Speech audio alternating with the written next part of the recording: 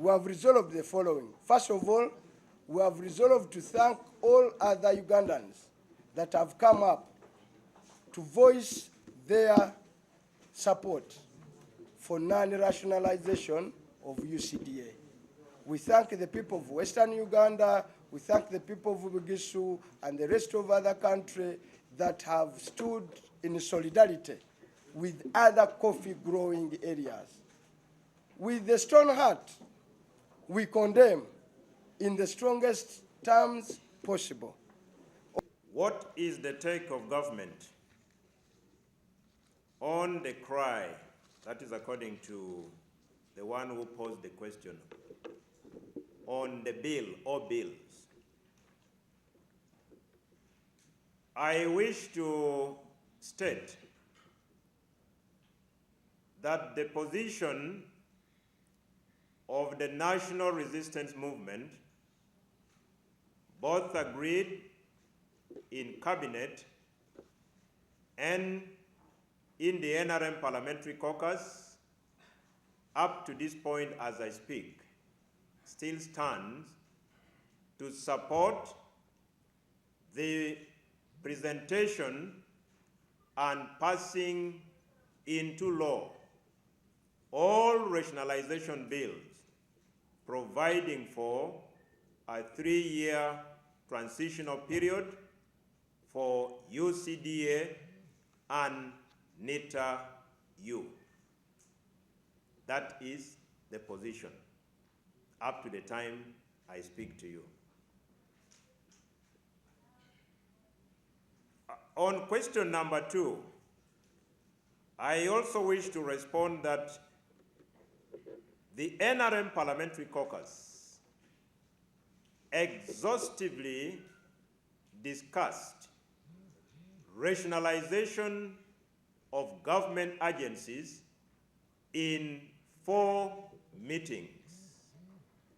Out of 4, 3 were substantive meetings of the caucus, and 1 was a mini meeting where 3 committees of parliament were invited, and we had engagement in all these meetings with the President of the Republic of Uganda and the National Chairman of NRM, and for all intent and purposes, Ugandans are equally aware that on the issue of coffee, the #1 promoter of coffee is His Excellency the President General Yoweri Kaguta Museveni, who started or launched a country-wide tour in the year 1995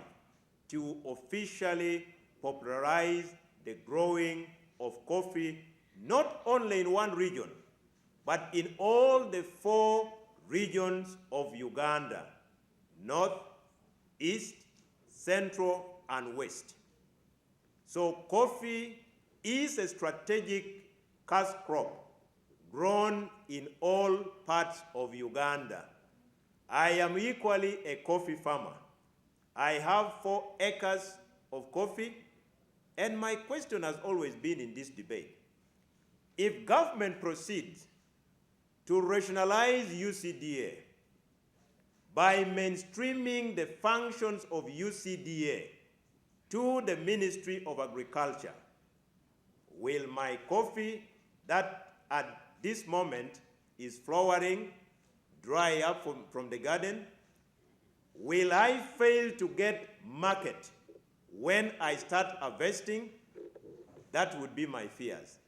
But I strongly believe that mainstreaming UCDA, whose history even started from the Coffee Marketing Board. Coffee Marketing Board transitioned into UCDA. And now government, and the same government that transitioned Coffee Marketing Board to UCDA, is saying, at this point in time, we have taken a policy decision under Article 111 of the Constitution of the Republic of Uganda to either repeal, mainstream, or merge entities that we created through acts of parliament. For entities that were created without an act of parliament, you have seen, for instance, the Rural Electrification Agency. It was established without an act of parliament.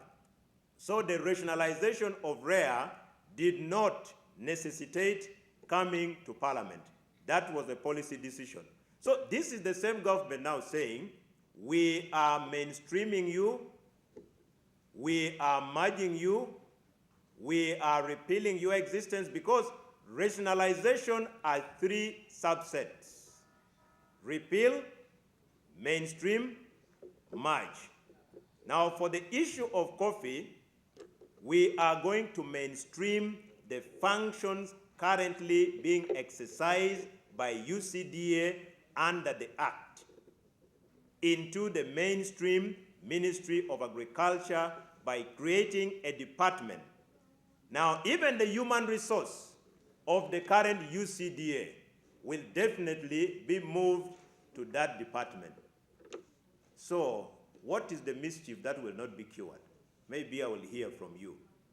Because it is saying we are picking you from where you are and bringing you directly as a department under the mainstream ministry. Prize for people, more consultations. I wish also to state that from the record available, Cabinet of the Republic of Uganda approved the principles of rationalization in 2021. This is not the first time that the 38 bills that were earmarked under rationalization were introduced in Parliament. We have had consultations, bills came in Parliament, a number of them were approved, others were not approved. As I speak in phase 2, 14 bills were read for the first time and referred to committees. Out of 14, 6 rationalization bills have already been passed into law. 6 of them, implying we are remaining with 8. And still, the application of our general rule under our resolution will apply. You have seen NITA-U has already benefited from the 3 years. Coffee are 3 years for us to transition, implying you still have year 1, year 2, and year 3. So why the rush? Somebody was asking, why the rush? There is no rush, because records available indicate that Cabinet approved the principles of rationalization in 2021. To be very specific, let me refer to the Cabinet Minute number 43, CT 2021, on 22nd February 2021. That was when Cabinet of the Republic of Uganda, chaired by His Excellency the President, approved the principles of rationalization. So whether there is a rush or not a rush, we may now need to go and seek for interpretation under the Interpretation Act what the word rush is interpreted to mean. Because the journey is from 2021, we are now in 2024. We have also set up committees. One, we have set up a legal team to study, headed by Honorable Yusuf Nsibambi, Honorable Lumu, Nabukera, and others, our legal group here in the caucus, to study the next step and give us guidance on how to proceed. We have also set up a team led by Dr. Rulu Mebaiga, with the Honorable Flavia, Honorable Nsamba, and myself, to respond. I'm told the President has now issued 3 statements, 16 pages. Every midnight he seems to be now issuing one. I hope today will not issue another one. So we've set up a committee that is going to answer him line by line on all his arguments, because they are easily impeachable, and we think we shall do the needful. But as a caucus, we have also resolved the following. One, we still demand that the Speaker of Parliament, having come back from the trip abroad in Ghana, she now hides even a deputy of some international organization, to stand firm, to be what should be, and do the simple thing. Okay? We demand an unequivocal apology to the people of Uganda, to the people of Buganda, to honorable colleagues, because, by the way, at the end of the day, she's our colleague. Yeah. She's only elevated to the position of a speaker, but she represents a constituency like any other. Therefore, we still strongly appeal to her, not appeal to her, demand of her to come forthwith and tender in an apology, unequivocal. And our resolution is that no proceedings of Parliament, where we are, will be permitted to go on. And we'll do everything possible until she has offered an apology. There are people saying they won't allow proceedings. Are we going to see? I wish to state that any parliament all over the world is a house of representatives, is a house guided by the rules of procedure, and the rules of procedure are adopted by that particular parliament through the representatives of the people. And I wish to advise, humbly and politely, anybody planning to play outside the rules, to play within the rules that was debated, adopted, and approved by this parliament to guide our proceedings. As we speak, we know that the coffee bill is now at committee stage. So we shall now be proceeding clause by clause. So he who comes to equity, the principle is clear, must come with clean hands. And he who seeks equity must also do equity. That is the basic principle of equity. Let's play within the rules of procedure of Parliament. We adopted, we debated, we approved. That is what the side of NRM is committing to for now, that we shall play within the rules of procedure of Parliament. We also appeal to the leaders that should have courtesy to condemn such actions if they are still well-meaning. And also our other resolution is that now that the bill has taken a tribal line, first of all, the Speaker of Parliament, all she has done is for Bole, who is the head of communication, to issue a statement that this was artificial intelligence, that was tampered with. The only way she can walk away is if, and they have it, if they can now tell us the true record proceedings of that day. And we are also asking, why have you all of a sudden removed those proceedings from YouTube and from even UBC, which was giving a live feed on that day? We have that to the effect. But all said and done, that was a God sent. And we say God is good all the time. Katonda wa fe yasalawo. So, what happened on that day is that we now know the intention of the bill is clearly targeting a particular tribe.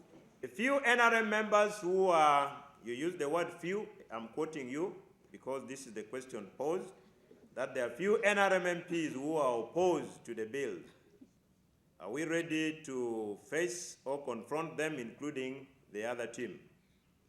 I wish to state that the National Resistance Movement, from the meetings we have had, is ready to proceed with the remaining 8 bills under our overall resolution, and we want to appeal to those who are against to raise the substantive issues. We are not going to debate based on emotions, based on sentiment. We are going to debate based on issues. You are talking about membership. You are talking about accreditation. This is the kind of intellectual debate that the Parliament of the Republic of Uganda must get itself involved into. There are people alleging, for instance, UCDA is a member of international organization. For starters, an agency can never belong to any international organization. Belonging to an international organization is constitutional. It is Uganda that has the mandate to be a member of any international organization. It is Uganda that submitted the name of UCDA to be a member of International Coffee Organization. When UCDA, with the consent of government of Uganda, decided to withdraw from the membership of International Coffee Organization, it wasn't UCDA. It was Uganda, represented by UCDA, that withdrew. That is the kind of intellectual debate that we would want to engage ourselves into. There are people talking about international accreditation. That does not even exist. Accreditation on coffee applies to laboratories. And all the accredited laboratories handling coffee, in the case of Uganda, belongs to government of Uganda under NRM, not UCDA. That is the kind of intellectual debate we in the NRM would want to get involved into. Coffee is a strategic cash crop grown in all parts of Uganda. I have told you personally, I am a new coffee farmer. I would even be more worried than them. But I am not worried because my coffee in the garden will be there. If I need irrigation, there is small-scale irrigation in all districts, cities, and municipalities of Uganda provided for by the government of Uganda. And those talking about UCDA has achieved this. UCDA does not work in isolation. UCDA has never appeared before any committee of parliament on its own. UCDA has never submitted on the floor of parliament on its own. UCDA has never approved its own budget on its own. UCDA is an agency of government of Uganda represented by the Ministry of Agriculture. That is the kind of debate. But if it is about sentiment, I think there are people who will win. But responding to issues, and I also need this particular interface to, let's interrogate the issues being raised. Is it about membership? Is it about accreditation? Or it falls squarely on fears of the unknown? Because change is coming. Because change is coming. And I believe at the point Coffee Marketing Board was transitioning into UCDA, probably those who were there at that time could have had the same debate. At the point government repealed the Produce Marketing Board, I believe those who were there at that time could have gone through the same debate. So rationalization, ladies and gentlemen, is a policy decision of government that is meant to achieve many things. Number one, it is meant to bring institutional harmony. There must be harmony within institutions. And government has taken a deliberate decision that all entities now must come. Those who are earmarked under rationalization should come under the mainstream ministries. We want to do away with these boards. Cotton as a board, nuts as a board. UCDA as a board. We want to do away with the authorities. What is the usage of these ministries? The same scientists in UCDA will be accommodated within that department to be created. They will be doing the same functions that they have been doing under the public service of the Republic of Uganda. What is wrong with that? Are they running somewhere? They're coming back under their mother ministry. Why are we saying no? 2, we want to reduce service and functional duplication. Service and functional duplication. We want to reduce that as a government. 3, high cost of administering these agencies. You all know the cost associated. An agency under the Ministry of Works has 1,700 staff. The ministry itself has 700. The staff in the agency are earning more than. You get the point? So we want to now, this high cost of administering the agencies, we would rather mainstream them under the public service salaries, such that whatever savings we have can go into service delivery. PDM, how many trillions have we injected? Over 2.4 trillion. The other one is to reduce administrative cost. So whoever has understood the underlying principles of rationalization would support rationalization. Otherwise, everybody would be crying.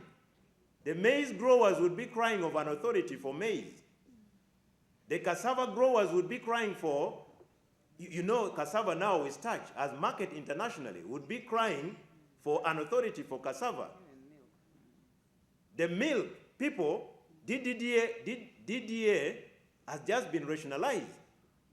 Our milk now has got international market. We are now even doing value addition. The Malakwang growers would also demand for an agency for Malakwang, because that is the best food one can have, better than the fish we eat, better than the red meat you eat and get gout. There would be an authority for fish. We all know this. But government wants to mainstream. Government wants to merge. Government wants to have a lean structure that is efficient and effective. And for coffee, we would even be celebrating the 3-year transitional period that we have.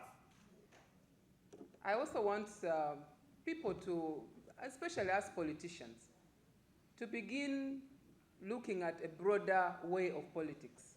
It's not about waking up and you say, I've not been doing maybe anything in my constituency, then political time is drawing closer. Let me go and misinform people and be shouting, jumping, and be seen to be caring because we are discussing coffee rationalization. If you have not been doing anything for your constituency, even if you shout at the top of your voice, coffee this, coffee that, or Buganda this, it will not work. You have to stand as a leader for what will save the country. All these issues we are putting in place, cutting costs, I thought even if you have a different political opinion, we would agree on this, because we are all looking at a better Uganda for everybody, and we are looking at saving costs. So for me, if whoever raises something to do with a caucus of a certain team discussing, then you are losing out the point. We are going to discuss these issues, and we, as a country, legislators who have been mandated, where we feel is the right decision for the country, we shall carry forward. And for us who support the issue of rationalization, there is no amount of intimidation that is going to divert. We are going to look at issues of numbers in the House. And when the majority votes and says yes, we are going to pass it. Even if you run out and blackmail government, it's not going to work. We must do the right thing, and I think it is important as legislators, for the first time, to come out clear and say, okay, we agree on government on this because we are cutting costs, and this money can be taken into doing other things. We need more money on education, health, and other things. It's something very simple. It's about an address changing. It's not about closing the whole issue of coffee. Can you imagine there are leaders who go out there and misinform people when they know the right information? Why don't you speak the truth? We have also set up committees. One, we have set up a legal team to study, headed by Honorable Yusuf Nsibambi, Honorable Lumu, Nabukera, and others, our legal group here in the caucus, to study the next step and give us guidance on how to proceed. We have also set up a team led by Dr. Runu Mebaiga, with the Honorable Flavia, Honorable Nsamba, and myself to respond. I'm told the President has now issued 3 statements, 16 pages. Every midnight he seems to be now issuing one.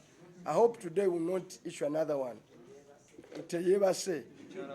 So we've set up a committee that is going to answer him line by line on all his arguments, because they are easily impeachable, and we think we shall do the needful.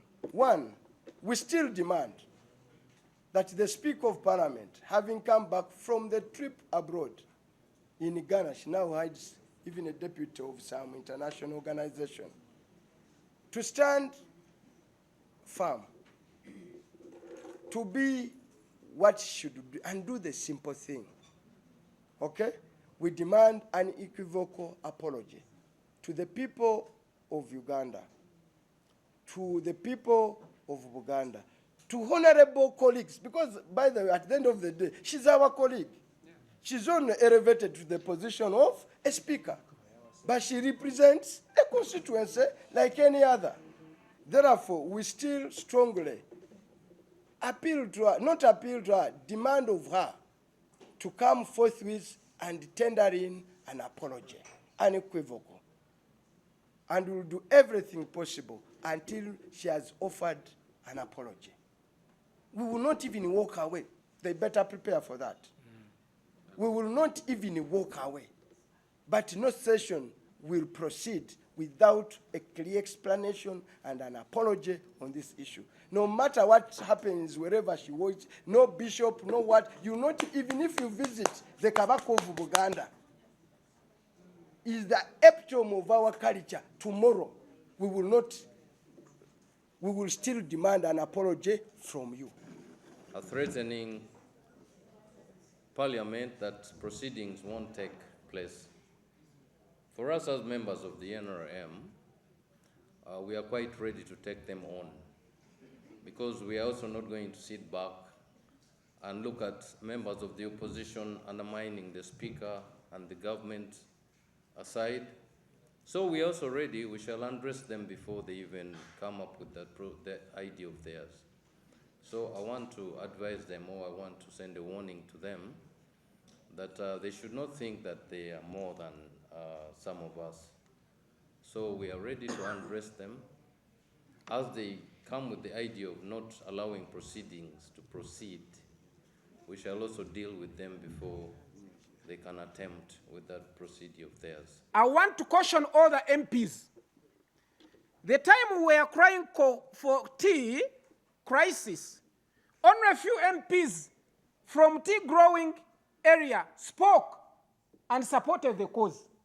Now I'll tell you, there was this man who was called Martin Moeller in Germany, when there was, you remember the Nazism regime. He said that when they came for communists, I kept silent because I was not a communist. When they came for trade unionists, I couldn't speak because I was not a trade unionist. But when they came for me, nobody spoke because I was only left alone. You remember Hitler had killed every person, but whenever he was killing, this Pastor Martin could keep quiet. But when they came for him to be killed, nobody spoke for him, and he also died. The same applies to us as MPs. If the matter is touching Karamoja, that they are plundering gold of Karamoja, and a member brings the point, even if you are not from Karamoja, let us fight for Ugandans. So now you can see, tea first, few people came to support us. Now, they are coming for coffee. Many people are coming on board, but for us, we are staying, still we are there. And some people are silent because they know they've not planted coffee. The only industry that won't be touched, I assure you Ugandans, it is the animal industry. It won't be touched because the president, the fountain of honor, that is his interest. Have you ever known the reasons why people selling milk, they don't pay taxes? Here in the village, do you know that a person getting matoke from my village, from your plantation, before you pass any trading center, you pay tax? Have you ever seen someone putting a can or a jerrycan of milk, paying that tax? Have you ever known, your journalists go and probe, that every car that ferries milk, the coolers, they have the red and white number plates, they are exempted from tax. What about for us who buy fusos to carry our coffee and matoke? Do we get tax exemptions? Open up your eyes. The country has rotten, and Mr. President, accept us and we take up the mantle as NRM members. You cannot manage anymore. Also a question about some members of NRM who are behind the curtains and they're afraid of coming out. I call upon them to wake up from their slumber, because we agreed in State House when we had our caucus there by the chairman of the ruling party, the national chairman, and we all agreed we had one voice. So by hiding, by keeping away from this debate, it's not going to help them. So they should wake up from their slumber and come and stand to defend the position of the national resistance movement in Parliament. Thank you. Fallback position. We do not have a fallback position up to now. We have come on the floor of Parliament and we are ready to proceed in line with the rules of procedure of Parliament of Uganda. The success stories of the Ministry of Agriculture, I believe I've already answered this, because this is where we go wrong. By thinking an entity established under the mainstream government of Uganda has achieved, and the government has not achieved, and the ministry it falls under has not achieved. I stated that in principle, any achievement by any ministry, department, and an agency of government is primarily an achievement of government. Now, when you ask me what is the achievement of Ministry of Agriculture, even the achievements we are pegging on UCDA is an achievement of the Ministry of Agriculture in its current form, without going into more. Because it is the minister who appears before a committee, say we have achieved the following. Under this entity, the following. Under this, the overall government has achieved. Overall, that sector ministry has achieved. Because whether UCDA remains, whether UCDA is rationalized like we are proposing, and we shall rationalize, coffee will still remain a strategic crop for the people of Uganda.